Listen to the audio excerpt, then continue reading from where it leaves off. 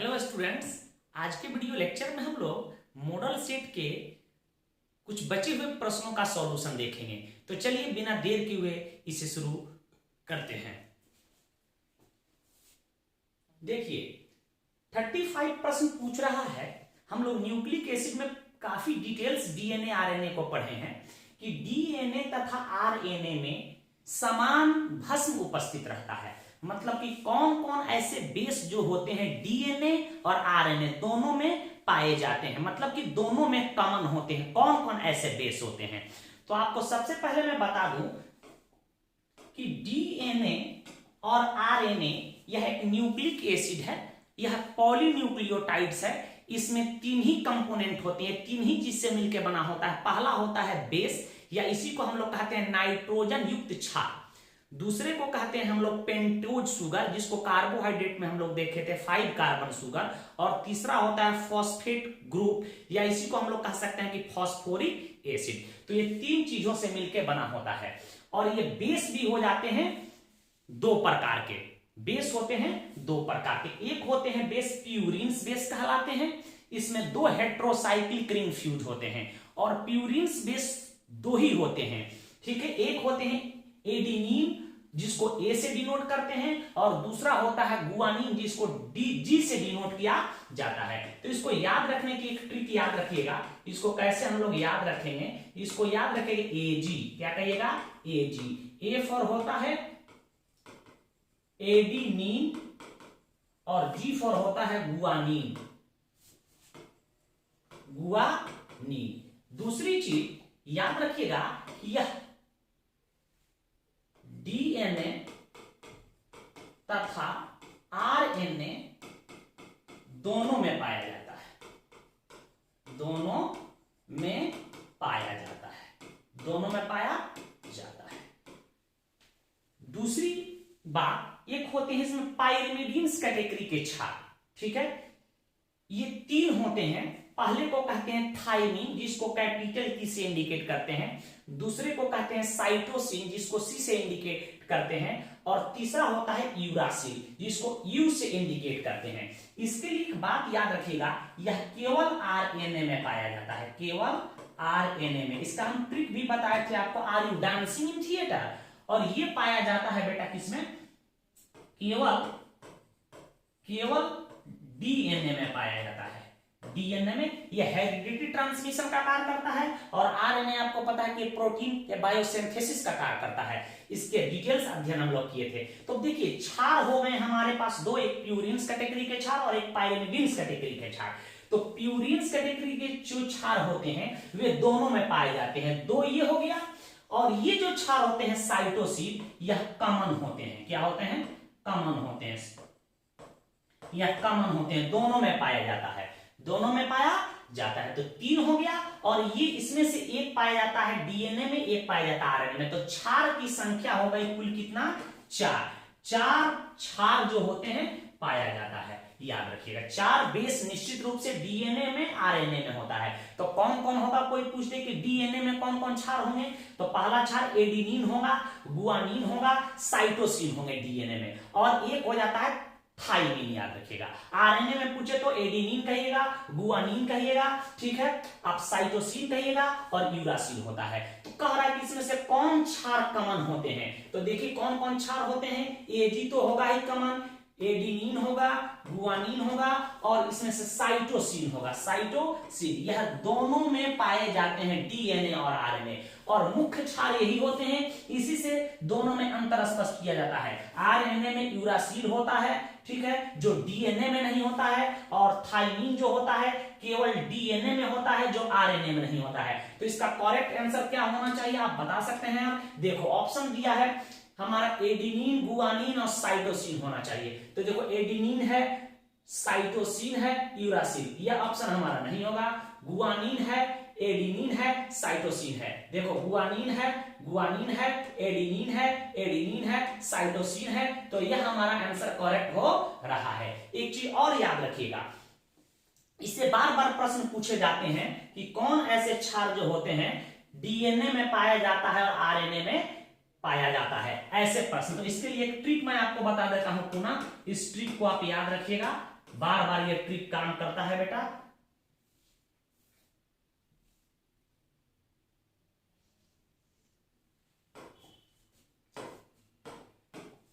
Are you dancing in theatre? Are you dancing in theatre?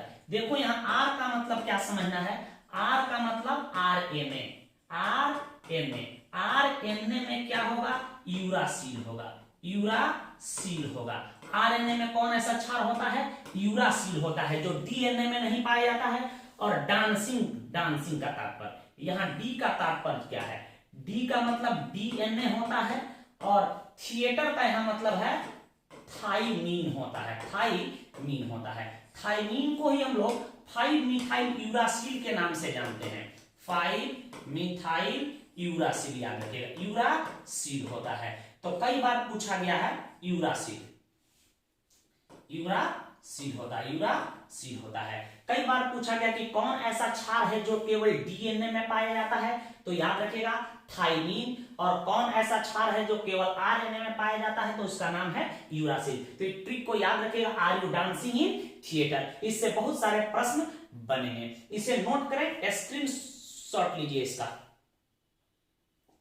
Next question है कि निम्नलिखित में कौन सा साधारणतया मानव शरीर के द्वारा नहीं बनाए जाते हैं। तो आप इस चीज को पढ़े हैं विटामिन्स में,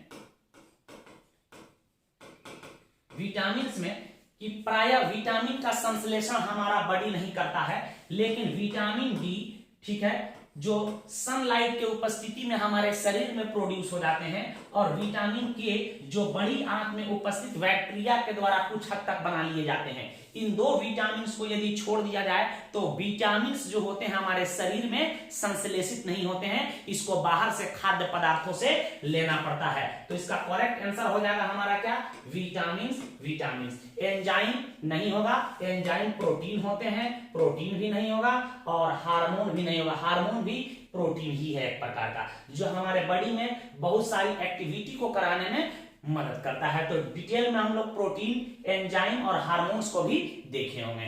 नेक्स्ट क्वेश्चन को देखिएगा, कह रहा है कि निम्नलिखित में किस बहुलक में एमाइड बंद होता है। तो आपको बताए थे एमाइड लिंकेज के बारे में, ध्यान दीजिएगा एमाइड लिंकेज के बारे में। एमाइड लिंकेज वैसे पॉलीमर जिसमें एमाइड लिंकेज हो, C double bond O N H, ठीक है। प्रोटीन में देखे थे जब amino alpha amino acid C double bond O N H से जुड़ जाता है तो इसको पेप्टाइड लिंकेज कहा जाता है। एमाइड लिंकेज तो वैसा पॉलीमर जिसमें मोनोमर्स जो होते हैं वो एमाइड लिंकेज के द्वारा जुड़े होंगे, उसी को हम लोग एमाइड लिंकेज कहते हैं। और आपको बताया था कि नाइलन जो भी हो, नाइलन 6,6 हो, नाइलन 6,10 हो, उसमें एमाइड लिंकेज पाया जाता है। तो आप इसमें देखना है कि नाइलन दिया है कि नहीं। तो पहला ऑप्शन हमारा नाइलन 6,6 होगा। टेरिलीन में हमारा ये पॉलीएस्टर है, इसमें एस्टर लिंकेज पाया जाता है, इसमें हमारा एमाइड लिंकेज पाया जाता है। इसमें जो इसके जो मोनोमर्स होते हैं याद रखिएगा, हेक्सामिथाइलिन डाइएमीन और एडीपी एसिड जो एमाइड लिंकेज से जुड़े होते हैं। टेरिलीन को ही हम लोग डेकरॉन के नाम से जानते हैं, याद रखिएगा डेकरॉन के नाम से, इसका ब्रिटिश नेम है। इसका पतले फिल्म को माइलर कहा जाता है। ये तमाम चीज आपको बता दिया गया है कि यह टरथैलिक एसिड और इथाइलिन ग्लाइकॉल का संघनन बहुलक होता है। यह हमारा क्या है, हेक्सामिथाइलिन डाइएमीन और एडीपिक एसिड का संघनन बहुलक होता है। टेफ्लॉन टेट्राफ्लोरोइथीन का होमोपॉलीमर होता है। और बैकेलाइट तो जानते हैं फॉर्मल्डिहाइड और फिनॉल का यह बहुलक होता है। इसमें जो रिंग होते हैं CH2 से जुड़े होते हैं। तो पॉलीमर्स को बेहतर ढंग से आप पढ़ के जाइएगा ताकि ऑब्जेक्टिव क्वेश्चन न छूटे। इससे शॉर्ट लॉन्ग क्वेश्चंस भी पूछे जाते हैं। तो पॉलीमर को बेहतर ढंग से बायोमॉलिक्यूल्स में DNA, RNA, carbohydrate, protein, vitamin, enzyme आदि को खूब बेहतर ढंग से पढ़ के जाइएगा ताकि एक भी क्वेश्चंस न छूटे। नोटबुक का रिवीजन करेंगे, गेस्ट पेपर का रिवीजन नहीं करेंगे, ठीक है। नोटबुक पढ़ के जाएं, 100 में 100% का उत्तर दे के आए। नेक्स्ट प्रश्न का ओरलॉन एक बहुलक है। देखिए ओरलॉन को ही हम लोग पैन के नाम से जानते हैं। और पैन का नाम आप जानते हैं क्या होता है, पॉली एक्रिलो, एन का मतलब होता है नाइट्राइल, पॉलीएक्रिलोनाइट्राइल। तो नाम से ही स्पष्ट है कि एक्रिलोनाइट्राइल, एक्रिलोनाइट्राइल जिसको हम लोग विनाइल साइनाइड कहते हैं, विनाइल सायानाइड का बहुलक होता है, विनाइल साइनाइड का बहुलक होता है। आपको बताए थे यही है हमारा विनाइल साइनाइड का क्या होता है, यह बहुलक होता है। इसके बहुत सारे अणु क्या हो जाए, पॉलीमेराइज हो जाएंगे, पॉलीमेराइज हो जाएंगे तो क्या होगा, देखो टूट गया। अब देखो क्या बन रहा है बेटा, यहां क्या बन गया, CH2 सिंगल बॉन्ड CH और नीचे CN का होल N। इसी को पैन कहते हैं, इसी को हम लोग पॉलीएक्रिलोनाइट्राइल के नाम से जानते हैं। और इसका मोनोमर क्या होते हैं, विनाइल साइनाइड या उसी को एक्रिलोनाइट्राइल कहते हैं। ऑप्शन देखो इसमें क्या दिया है, टेट्राफ्लोरोइथीन, टेट्राफ्लोरोइथीन या आपको टेफ्लॉन का मोनोमर है, इथेनोइक एसिड भी नहीं होगा, टेट्राफ्लोरोइथीन भी नहीं होगा। नेक्स्ट देखते हैं हम लोग एक्रिलोनाइट्राइल, यही ऑप्शन हमारा करेक्ट है, बेंजीन भी नहीं होगा। तो इसे नोट करें, डिटेल्स आपको पॉलीमर पढ़ के जाएंगे। नेक्स्ट क्वेश्चन दिया है कि निम्नलिखित में कौन कृत्रिम मीठा, जिसको कृत्रिम मधुरक कहते हैं, कृत्रिम मीठा अभिकर्ता है, क्वेश्चन पूछा है कि दिए गए ऑप्शन में कौन कृत्रिम मधुरक है। आपको आर्टिफिशियल स्वीटनर्स हम पढ़ाए होंगे, डिटेल हम लोग पढ़े हैं केमिस्ट्री इन एवरीडे लाइफ, वहां बताए थे कि आर्टिफिशियल स्वीटनर्स ऑर्गेनिक कंपाउंड है, ठीक है, जो चीनी के तरह ही मीठा होता है, सुक्रोज से ज्यादा मीठा होता है, लेकिन इसको लेने पर कैलोरी प्राप्त नहीं होता है। तो देखिए सैकरीन दिया है, तो आपको पता है कि सैकरीन शुगर के तुलना में 550 गुना मीठा होता है, आपको बताया गया होगा, कई बार पूछा गया है।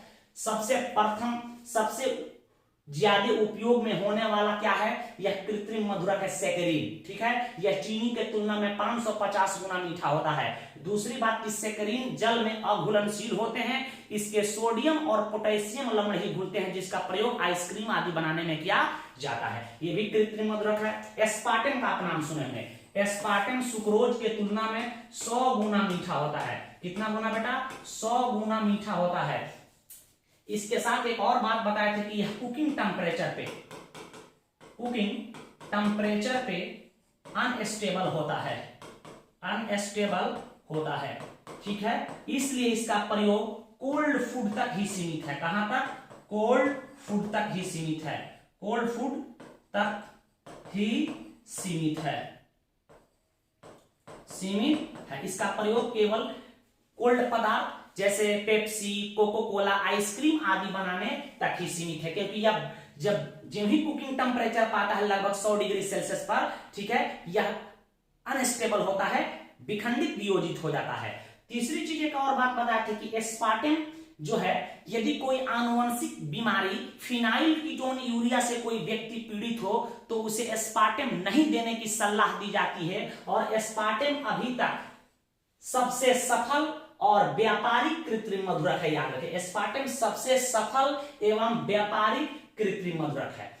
तीसरा ऑप्शन दिया है सोडियम साइक्लामेट। देखिए साइक्लामेट का स्पेलिंग मिस्टेक से कंप्यूटर टाइप करने वाला से गलत हो गया, साइक्लोमेट लिख दिया है, जबकि होता है साइक्लामेट। सोडियम साइक्लामेट जो होता है यह भी कृत्रिम मधुरक है, यह लगभग सुक्रोज के तुलना में 25 से 30 गुना मीठा होता है, 25 से 30 गुना मीठा होता है, ठीक है, ये भी आपको बताए थे। सैकरीन भी कृत्रिम मधुरक है, सोडियम साइक्लामेट भी है, एस्पार्टेम भी है, तो इसका correct answer all of these होगा। एक चीज और जानकारी के लिए आप याद रखिएगा,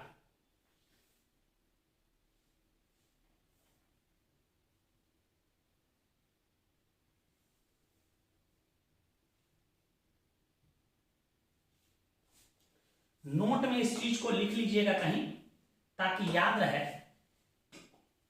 एलिटियम का आप नाम सुने हैं, एलिटियम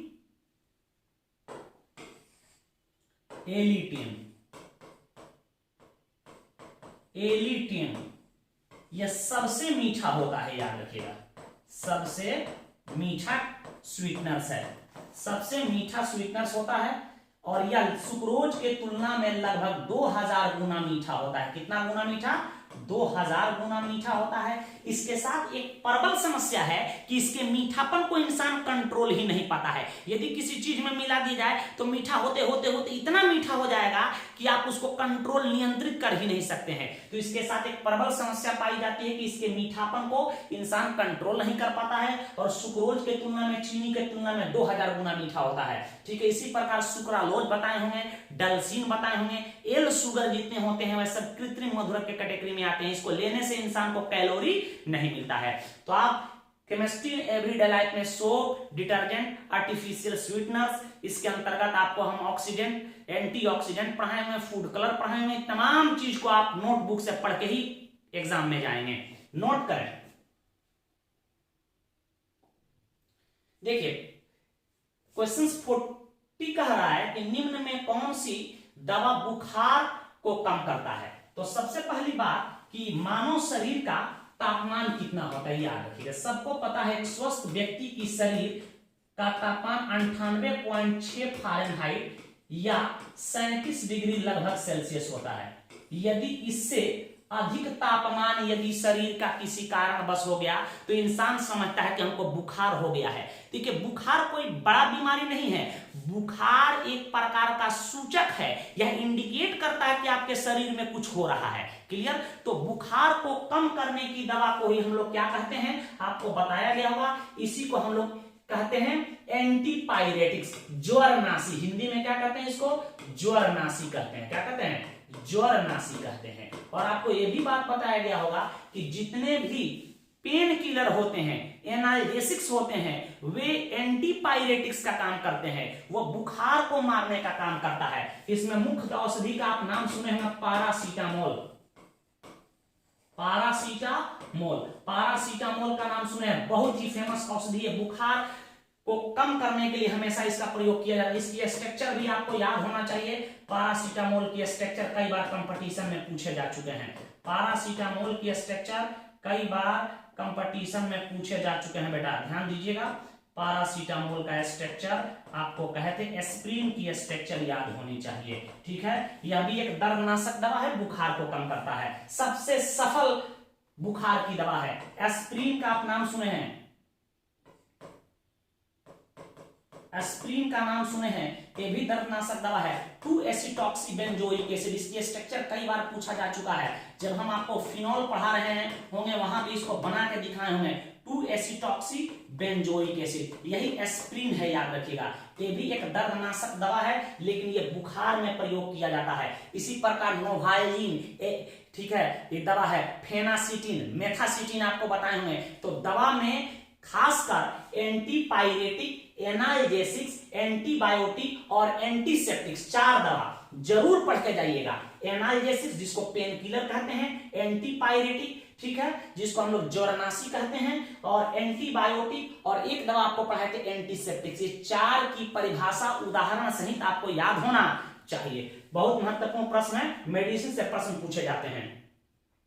नेक्स्ट देखिएगा, कह रहा है कि निम्न में से कौन सेकेंडरी सेल है। तो आपको सेकेंडरी सेल के बारे में बताया गया होगा इलेक्ट्रोकेमिस्ट्री में।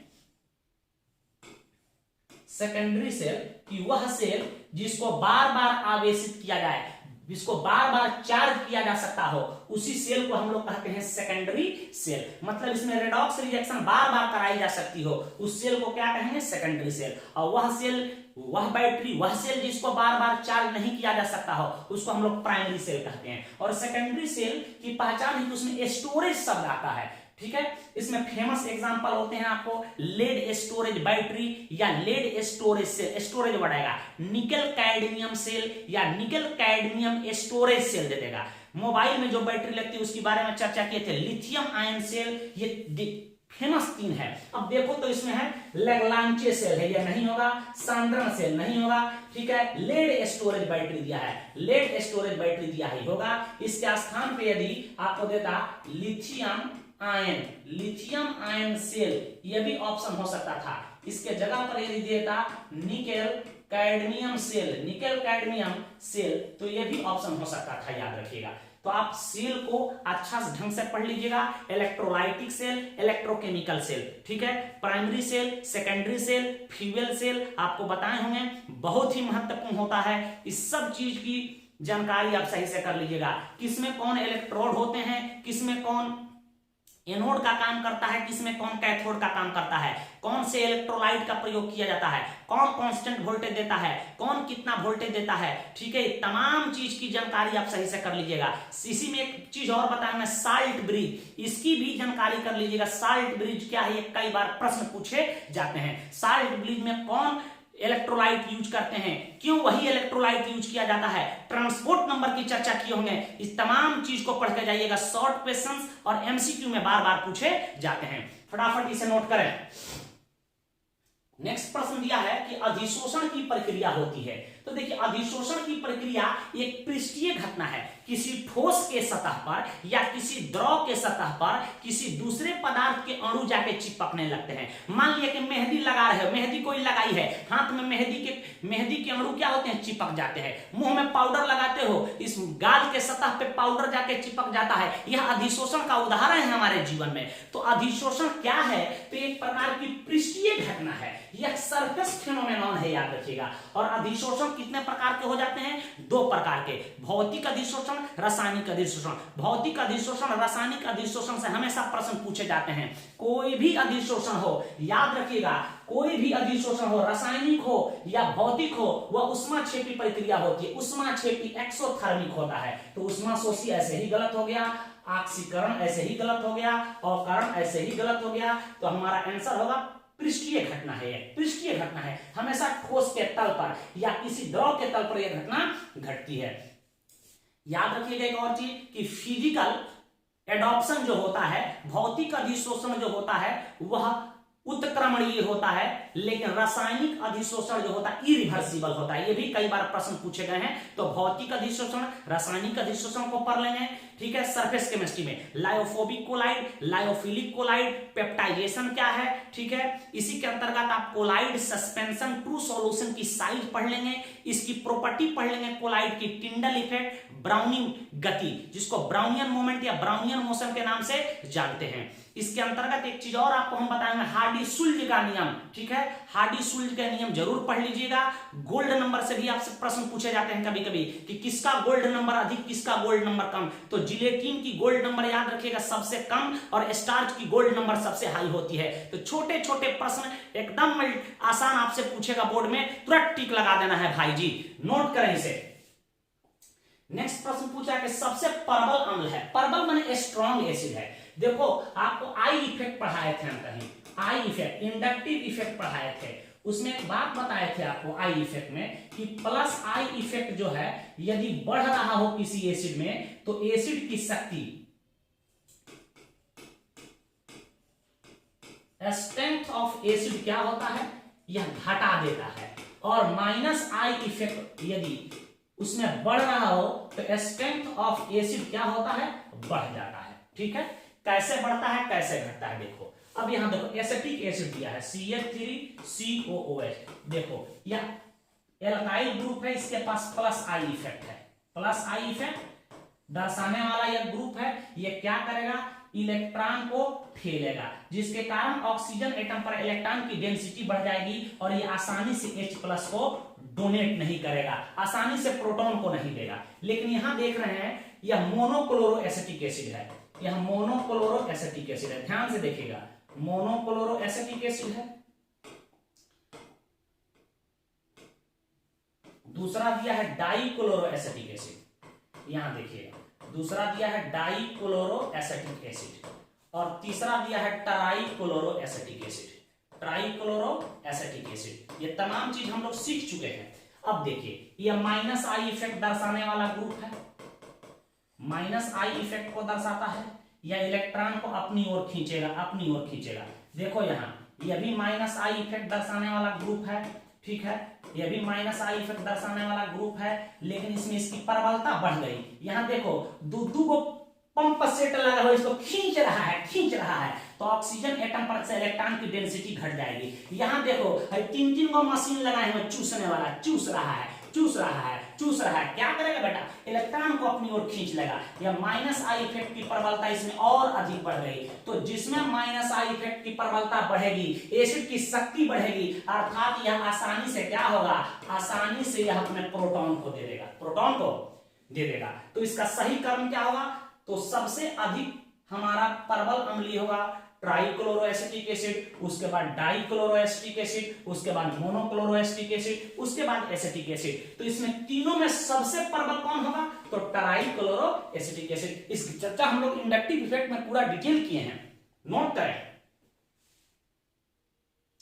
नेक्स्ट प्रश्न पूछ रहा है कि टर्शियरी एमीन है, आप फंक्शनल ग्रुप जानते हैं एमीन का।